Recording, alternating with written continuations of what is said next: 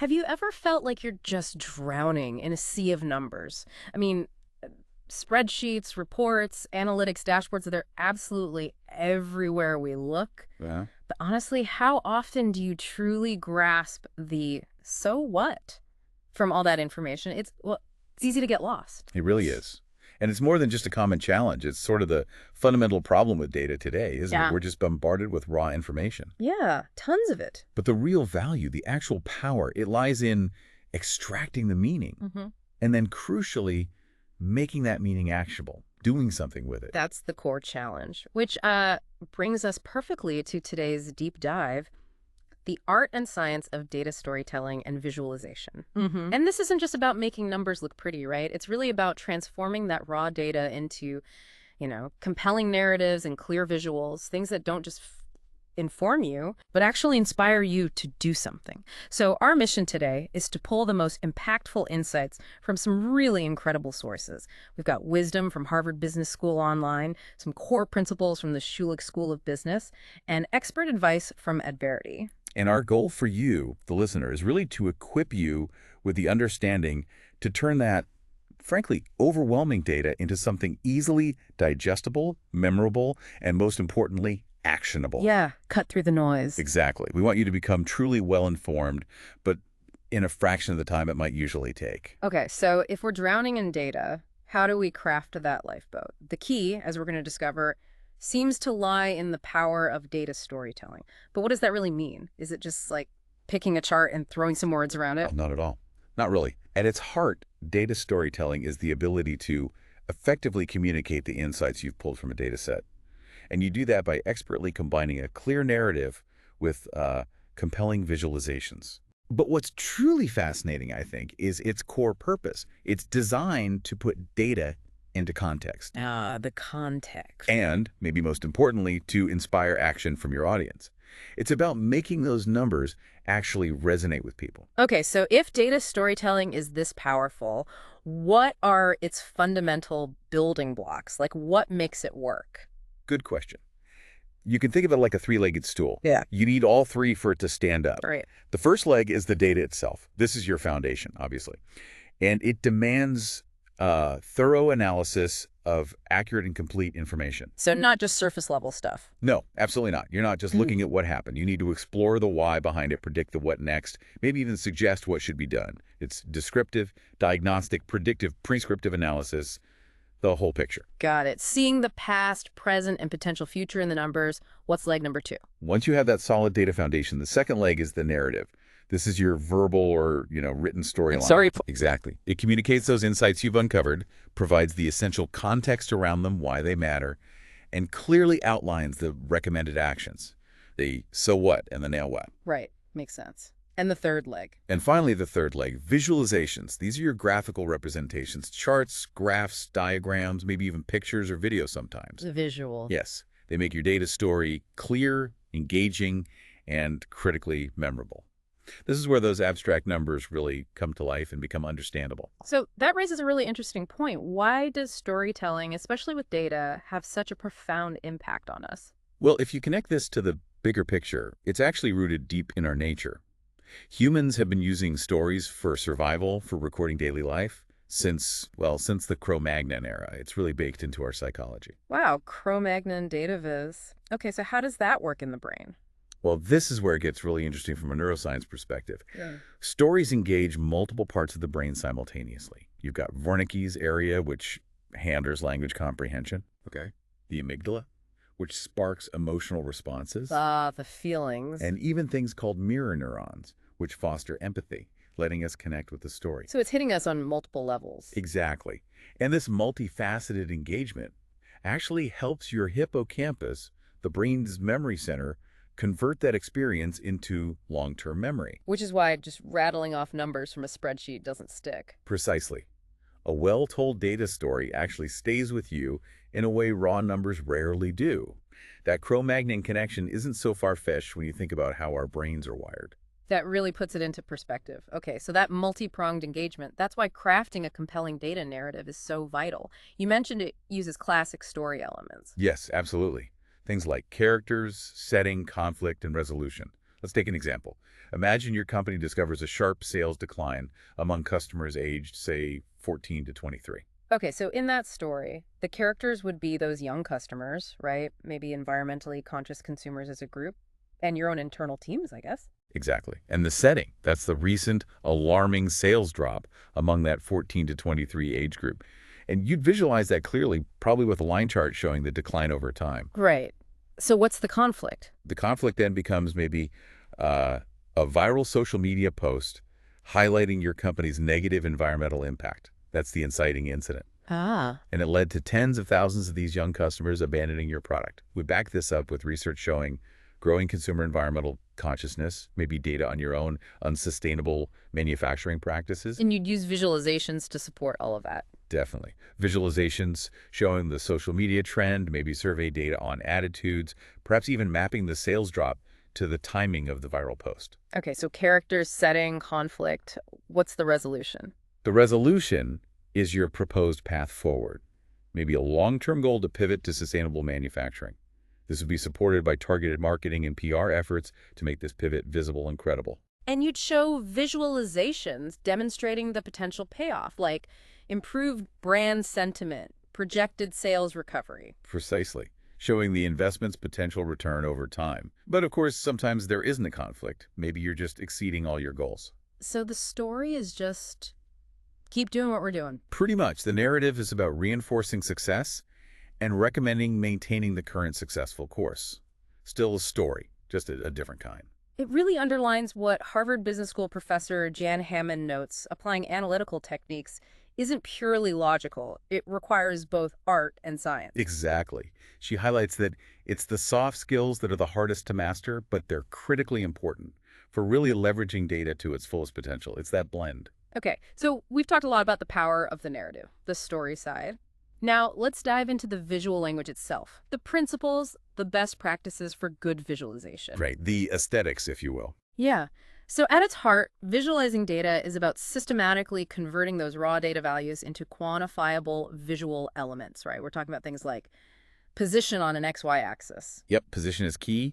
Then you have shape circles, squares, diamonds, triangles, size, obviously, Yeah. color, line width, line type, like solid dash dotted. And even text properties, font family, size. Absolutely. Yeah. All those visual elements become your vocabulary for telling the data story visually. Okay, so once you grasp those basic visual elements, the next crucial step is choosing the right visualization for your specific data. And there's definitely a science to this, isn't there? Oh, for sure. There are established best practices. So when you want to clearly show amounts, the magnitude of something, what are you reaching for? Bar charts seem obvious. Bar charts are very common, yes. Dot charts can be good too, sometimes cleaner. Heat maps for matrix-like data. Okay. And if those amounts are changing over time? That's usually the domain of the line chart. They're fantastic for revealing trends instantly. Right. Okay, what about understanding distributions, like how your data is spread out? Histograms and density plots are probably the most popular choices there. Yeah. But there's a bit of a caution. Yeah, they often require you to make somewhat arbitrary choices, like how many bins to use in a histogram, or the bandwidth for a density plot. And those choices can sometimes unintentionally mislead the viewer. So they're not always a pure reflection of the data. They can be influenced by those parameters. For a truly faithful look at your data's spread, without those tricky assumptions, there are more advanced tools. Things like cumulative densities and quantile plots, or QQ plots. QQ plots, okay. They give you a truly faithful representation, mathematically speaking, but the trade-off is they can be a bit more challenging for a general audience to interpret immediately. Got it. So power versus accessibility sometimes. Now, what if you're comparing multiple distributions side by side? Good question. Box plots are classic for this. Violin plots are also really effective. They kind of combine a box plot with a density plot. Oh, I've seen those. They look like violins. They do. And overlapping density plots can work well too, if not too many. Now, you might be tempted by stacked histograms or overlapping histograms. Yeah, seems intuitive. But honestly, they can quickly become a tangled mess, really hard to read accurately. Pyramid charts, if appropriate for the data structure, are often a much better, clearer alternative for comparison. Okay, good tip. Avoid the histogram pileup. Now, what about showing proportions like how parts make up a whole? Well, the most famous or infamous is the pie chart. Right. Everyone knows pie charts. Everyone knows them. Side-by-side bar plots or stacked bar plots can also show proportions effectively. Tree maps are another option, especially for hierarchical proportions. But you said infamous. Is there a problem with pie charts? There often is, yes. Here's an important caveat. When you're trying to compare multiple sets of proportions across different conditions, say market share this year versus last year, pie charts become a really poor choice. Why's that? They're just space inefficient, for one. And our brains aren't very good at accurately comparing angles or areas in different pies. It can easily obscure the relationships you're trying to show. So what's better for comparing proportions? Bar plots, side by side or stacked, are frequently a much better, clearer choice for comparison tasks. Easier to compare lengths than angles. Okay, good to know. Less pie, more bars for comparison. What if you have really complex proportions, like multiple grouping variables? Right. Sometimes you need to break down proportions by several factors. For that, you need more sophisticated tools like mosaic plots, tree maps again, or something called parallel sets plots. Can you give an example? Sure. Imagine you want to visualize the proportion of different bridge construction materials like steel, wood, iron across different historical construction eras, say crafts era, before 1870, modern after 1940. Okay, that's complex. It is. A mosaic plot or a parallel sets plot would be great for showing those intricate breakdowns visually, letting you see how the material mix changed over time. Wow, okay. Moving beyond single variables, how do we show the connection between different variables, like how one thing relates to another? XY relationships. The absolute standard for two continuous variables is the scatter plot. Simple, effective. Dot plots, basically. Essentially, yeah. Now, if you have a third variable you want to introduce into that relationship, Can you do that? you can. A common way is using a bubble chart, where that third variable is mapped to the size of the dots, or bubbles. So X position, Y position, and bubble size show three things. Exactly. And for paired data, this is important, where both variables are measured in the same units, maybe like before and after measurements. Okay. A paired scatter plot with a diagonal line representing X equals Y is incredibly helpful. It immediately shows you which points increased, decreased, or stayed the same. Nice. Okay, one more category. Geographical data. Maps. Right, maps. Often you can just extend existing visualizations onto a map background, like plotting points representing stores or incidents directly onto a map. Simple. But there are also specialized map-based charts. Choropleths are very common. That's where you color geopolitical regions like states or counties based on a data value similar to a heat map. Like election maps often are. Exactly like election maps. Yeah. And then there are cartograms. These are interesting. They actually distort the size of the regions to encode a data value. So a state with a larger value might appear physically bigger on the map. Whoa, that sounds like it could be confusing. It can be, yes. You have to be mindful that they distort the familiar shapes quite a bit, so they're used more selectively. Okay, that's quite a toolkit for choosing the right visual. Now let's pull back a bit and talk about the larger picture.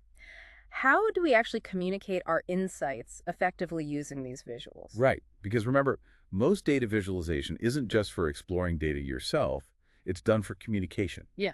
Your figures, your charts, they need to be part of a clear and hopefully exciting overall story.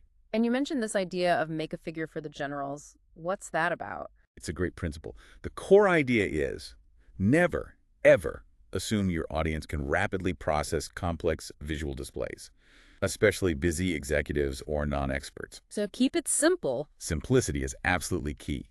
Resist that temptation to cram way too much information into one single figure. Keep it clean. Avoid confusing labels. Avoid overly technical jargon. Can you give an example of too complex? Sure. Imagine a chart trying to show, say, main arrival delay versus flight distance for 10 different airlines, and using the dot size to represent the number of flights for each point.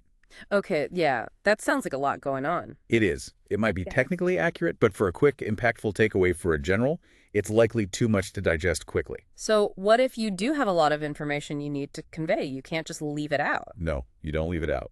The trick is often to build up towards those complex figures progressively. Start with a simplified version. Like a teaser. Sort of. For example, let's say you want to show airline departure patterns.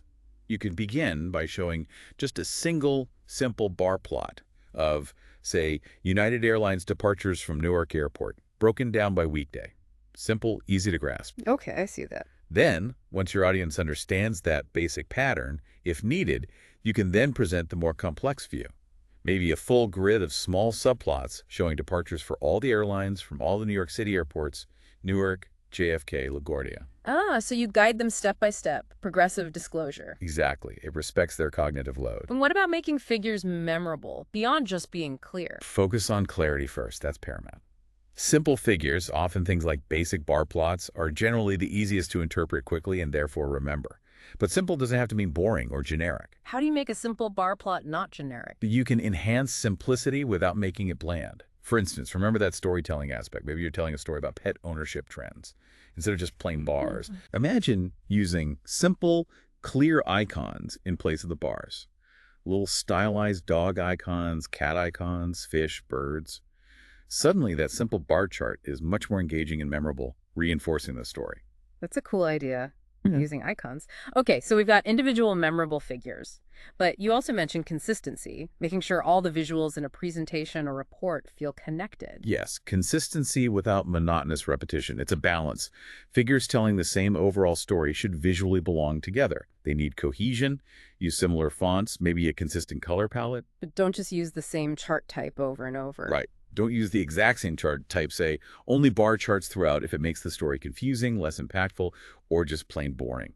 Vary between easy-to-interpret plots that fit the specific data point, maybe mix in box plots, line charts, scatter plots where appropriate. Keep it visually interesting but harmonious. Exactly. Maintain that visual harmony, maybe with consistent color schemes, and crucially, only use color or highlighting to draw attention to what is truly important to your narrative at that moment. Like if you're comparing male and female athlete physiology data, you'd keep those colors consistent across different charts. Perfect example. Right. Or if you're showing stock price growth across different tech companies, use the same color for Apple, Google, Microsoft, etc. on every chart in that sequence. Okay. It reduces cognitive load. Okay, so we've laid out the art, the science, the tools for doing this well. But it seems like even with all this knowledge, it's still surprisingly easy to mess up, to fall into traps. Oh, absolutely. Very easy. So what are some of those common pitfalls? And more importantly, how do we steer clear of them? Right. Well, the first one, and arguably the most critical foundation that often gets overlooked, is building on solid data quality and consistency. Garbage in, garbage out, right? That's the golden rule, absolutely. The effectiveness of any visualization, no matter how beautiful, hinges entirely on the quality, the consistency, the accuracy of the underlying data. And if the data's bad? Inaccurate or inconsistent data is honestly worse than having no data at all. It can lead to seriously misguided business decisions, and critically, it completely erodes trust with your audience. Once they doubt the data, they doubt everything. So what's the practical advice here? Preparation is paramount. You absolutely need to consolidate and standardize all your data, potentially from different sources, before you even think about loading it into your visualization tool. Clean it up first. Clean it, validate it, make sure it's correct and error-free. Maybe you need proper data governance processes, data transformation tools, and timeliness matters too. How so? Well, for critical, fast-paced decisions, you need recent, frequently updated data, maybe fetched every 15 minutes, not just once a month, from a static report. Stale data leads to stale insights. Right, timely decisions need timely data. Okay, foundation first. What's another common mistake? Another huge one we see all the time is overcomplicating the visuals. It's just so tempting, isn't it? To try and include everything, show off all the data you have. Yeah, look how much I analyzed. Exactly. But packing too many different visuals onto one dashboard or trying to cram too many metrics onto a single visual, it just leads to confusion and divided attention. Your audience doesn't know where to look. Like that airline example you gave earlier. Precisely. Or imagine trying to compare impressions, ND engagements, ND clicks, ND conversions, ND revenue, all within a single complex chart. It becomes meaningless noise. So the solution is? Simplify. Ruthlessly. Tailor your visuals to the most relevant key performance indicators, the KPIs, for the specific business objective you're addressing right now. Promote clarity. Make it easy to spot the important opportunities or issues. Less is often much, much more. Okay, simplify. What else trips people up? The classic error of misusing chart types. Selecting the wrong type of chart for the data or the message can cause massive confusion and lead to misinterpretation. Can you give an example? Sure. Remember we talked about pie charts and comparisons? Right. Trying to use a pie chart or even multiple pie charts to show website traffic from different marketing sources over time is, well, it's usually terrible. What should you use instead? A simple line chart would be far more effective there. It instantly and clearly displays the trends and patterns over time for each source, choosing the right tool for the job. Makes sense. What about the audience? Yes. Not catering to the target audience? This is crucial. Yeah. Customization is vital. You absolutely have to tailor your visualizations to the audience's level of technical expertise and their specific requirements and questions. So one size doesn't fit all. Definitely not.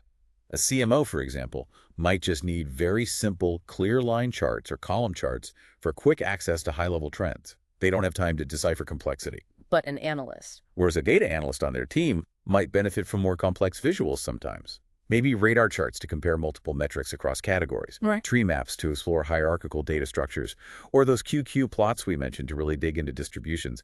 It's about speaking their specific visual language. Got it. Know your audience. Now, you touched on trust earlier. What about deliberately misleading visuals? Yes, data misrepresentation.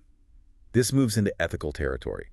You absolutely must avoid manipulating charts to distort the truth. Like what? What are common manipulations? A classic one is truncating the y-axis, starting the axis way above zero to make very minor improvements or changes look like huge, dramatic shifts in performance. I've seen that. It makes a tiny bump look like a mountain. Exactly. It's intentionally misleading, and the consequences are severe. Misleading data inevitably leads to distrust and disengagement with your dashboards, your reports, and frankly, with you. It completely defeats the purpose. Okay, be honest with the axis. Now, color. You mentioned color earlier. How does that go wrong? Oh, color. It's amazing how often confusing use of color can completely undermine an otherwise excellent visualization. Poor color choices can seriously slow down analysis or make it impossible. How so? Well, imagine a pie chart, even if it's appropriate for the data, where all the slices use slightly different, closely related shades of blue. Yeah, hard to tell apart. Incredibly difficult. Your audience is left squinting, trying to match the legend to the slice. It just creates friction. Are there specific lessons for using color effectively? Yes, definitely. First big one. Avoid encoding too much information with color alone. Qualitative color scales, meaning colors for distinct categories, work best for maybe 3 to 5 categories. Pushing it, maybe 6 or 7. What if you have more categories than that? If you have more than, say, 8 categories, honestly, you're almost always better off forgetting color as a primary identifier and using direct labeling right on the chart instead. Can you give an example of too many colors? Think of a map of all 50 U.S. states where each state gets a unique color from the legend. It becomes an impossible rainbow puzzle to decipher. Right. Grouping the states by region and coloring by region, then using labels for specific states if needed, is far superior. Okay, limit the categories per color. What's next? Second, and this is a big one, avoid coloring just for coloring's sake. Every single color choice you make should have a clear purpose. Is it distinguishing different items? Is it representing data values on a scale? Is it highlighting something specific? You don't just make it pretty rainbow colors. Please don't. Avoid large filled areas of overly saturated bright colors unless there's a strong reason. That rainbow coloring, for instance, applied haphazardly across a bar chart showing population growth by state. It serves absolutely no meaningful purpose. It's just distracting noise. So use meaningful color instead. Yes. Use color that adds information. Maybe color the bars by region, as we said, or use a single color and highlight only the state you're discussing. Purposeful color. Okay. What about when colors representing data values, like on a heat map or a corp-left map? Right, that's a third point. Use monotonic color scales for continuous data. The colors must clearly indicate larger or smaller values, and the perceived difference between colors should ideally reflect the difference in the data. What's wrong with the rainbow scale there? It's common. It is common, but it's terrible for representing continuous data. It's non-monotonic. The order of colors doesn't have an inherent perceptual order of magnitude. Plus, it's often overly saturated and can create false boundaries where none exist in the data. So what should we use instead of rainbow? Use proper sequential color scales going from light to dark in one hue, for instance, or diverging scales going from one color through a neutral midpoint to another color when appropriate, like showing deviations from zero. Think carefully about the scale. Okay, sequential or diverging, not rainbow. Now, you mentioned something earlier that really surprised me, designing for color blindness. Yes. This is critically important and so often overlooked. Designing for color vision deficiency, CVD. A significant portion of the population has some form of CVD. How significant? It's approximately 8% of males and about 0.5% of females. most commonly red-green deficiency, but blue-yellow exists too. That means if you rely solely on, say, red versus green distinctions in your charts. A big chunk of your audience literally can't see the difference you're trying to show. Exactly. They might see both colors as brownish or indistinguishable. You're making your insights inaccessible. Wow. So what's the solution? Avoid using color combinations that are known problems for common CVDs. Red-green together is the classic no-no. But other combinations can be tricky too. The best practice is to consider using qualitative color palettes, specifically designed to be legible for all common forms of CVD. Are there standard palettes like that? Yes, there are. The Akabi and Ito palette from 2008 is a well-regarded example. There are online tools that let you simulate how your chart looks to people with different CVDs, test your visuals, and maybe use other cues besides just color, like different shapes or patterns if possible. That's incredibly helpful. Okay, beyond color, what about labeling? Labeling with care. Avoid legends, especially complex ones, that force your audience to do a lot of mental back and forth, matching colors or symbols to data elements on the chart. Like constantly looking away from the chart to the key. Exactly. It breaks their flow. If there's a clear visual ordering in your data, like lines on a line chart, make sure the legend matches that order if you must use one. Yes. But often, Yes. direct labeling right on the chart itself is much preferred. Putting the label next to the line or the bar segment it represents. Much clearer, less effort. Got it. Direct labels are usually better. Okay, any final quickfire visual pitfalls to avoid? Yeah, a few rapid ones. First, don't go 3D. Just don't. Gratuitous 3D effects on charts almost always distort the data because of the perspective projection. It makes accurate comparisons incredibly difficult. So those 3D pie charts or bar charts. Avoid them like the plague. It's almost always better to use multiple clear 2D charts if you need to show complexity, rather than one confusing 3D chart. Keep it flat. Okay, no 3D. What else? Avoid just using line drawings when you could use solid shapes. Solid filled shapes, like in a filled histogram or filled areas on a line chart, are generally more easily perceived by our brains as coherent objects than just outlines. Fill things in where appropriate. Makes sense. Easier to see. Also, please, use larger axis labels. Ensure axis labels, titles, annotations are large enough to be easily readable, especially considering figures often get scaled down in presentations or reports. Don't make people squint. Good practical tip. And background grids. Love them or hate them. Huh. Well, background grids can be helpful sometimes, particularly if you need your audience to be able to look up very specific data values from the chart. But they can also add a lot of visual clutter and noise, detracting from the main pattern. So use them judiciously, maybe make them very light gray, subtle, or omit them altogether if precise value lookup isn't the main goal. Don't let the grid overpower the data. Okay, use grids sparingly and subtly. Wow, that was a lot of potential pitfalls. It shows there's definitely an art and a science to getting visualization right.